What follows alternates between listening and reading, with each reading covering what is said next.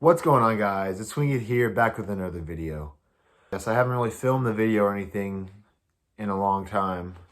I haven't really made a video where I'm just talking like this and telling a story to the camera before. So this is going to be kind of new for me. So I'll just go ahead and start off. Today I'm going to be talking about the time that I almost got robbed and I was held at gunpoint.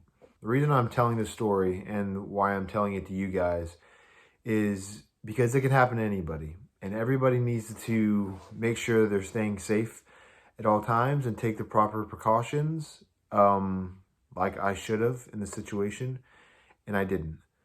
So this is a big, please stay safe. It can happen to anybody. Please be prepared for any situation to come, because it was just an unfortunate situation. So it was back when I was working for a different company. So I went up to the address that I had to deliver at, and when I went up to the door, the lady said that she didn't place an order. So that in itself was a little sketchy, and the apartment complex was a little sketchy as well. Just like, yeah, the area of the apartment and the apartment complex.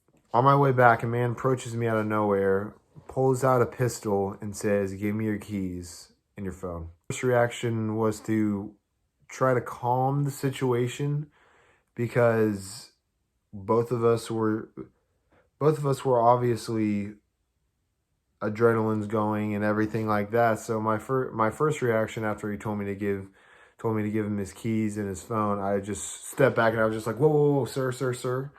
And then he immediately rips my keys from my pocket. Doesn't bother getting my phone. Him and his accomplice go to my car, and I'm just standing there watching them get into my car. So him and his accomplice both got into the car, and then from there, they both got into the car. They tried to start it up, and it wasn't working. They didn't know why, I would guess, but then they started up a second time, and it did. And they started up a second time, or they tried to start it up a second time, and they failed. While all this is going on, I'm just standing like 10 to 20 feet from the car, just with my hands on my head, just like, oh my gosh, they're getting into my car, they're gonna drive away with it. And after I saw that they couldn't start it up the second time, that's when I knew they weren't going anywhere, because I drive a manual transmission, and a very small percentage of people actually know how to drive standard transmissions, which another word for it is a manual transmission, standard transmission, a stick shift. They all mean the same thing. So I drive a stick shift vehicle. So after the second time, I knew that they're gonna get out of the car at some point and either run away or try to get my phone or try to hold me hostage or something. So after I realized they were going to get out, I booked it. I ran away.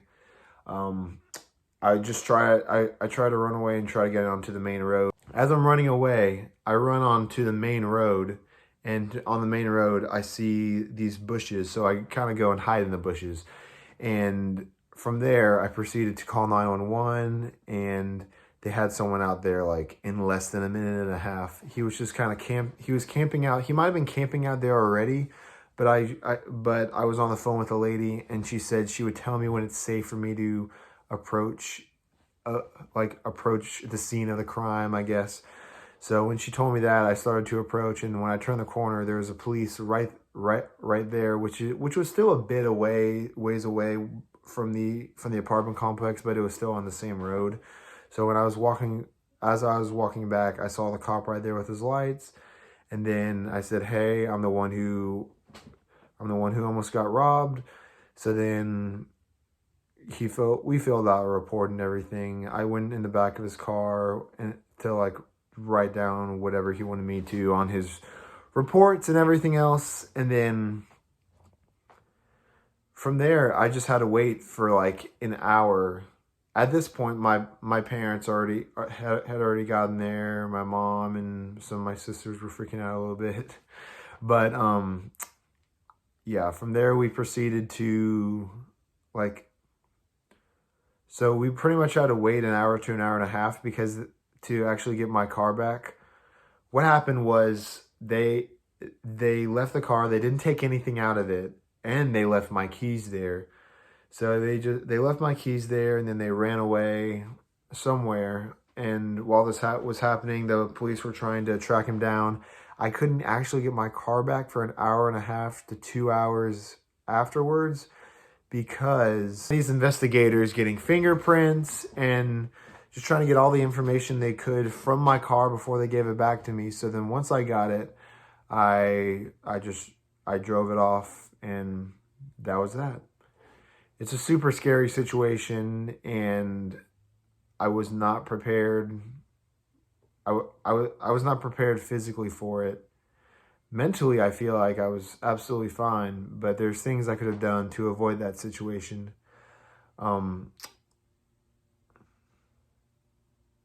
as I said, I just wanted to encourage all of you to stay safe, and just, it can happen to anyone. So just please, please guys, stay safe. Someone threatened my life, could have taken it. They held a pistol to me at gunpoint. But as I said, I just wanted to encourage all of you to stay safe, and just, it can happen to anyone. So just please, please guys, stay safe.